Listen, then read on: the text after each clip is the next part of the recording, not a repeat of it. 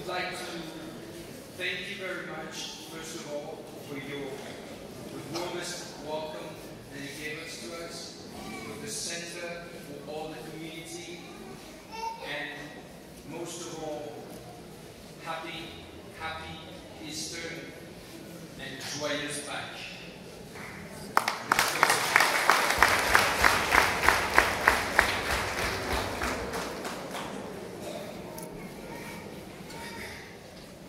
Je voulais simplement tous vous remercier pour votre accueil. Je suis très heureux de partager des moments avec vous ici au Rwanda, avec les Rwandaises et les Rwandais. Joyeux Pâques, merci.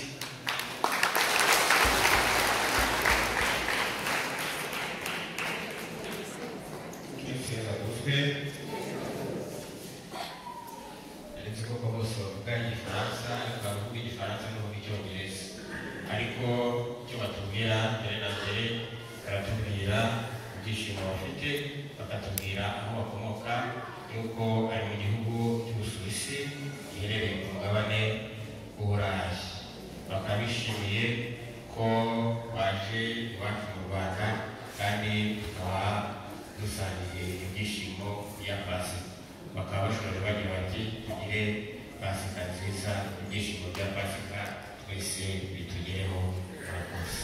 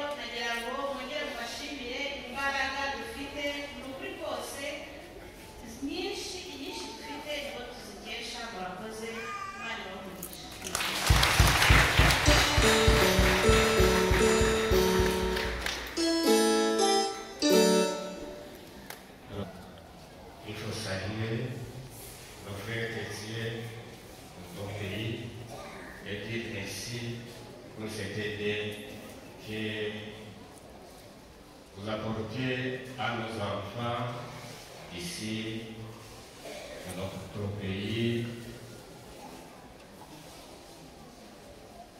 nous avons cette joie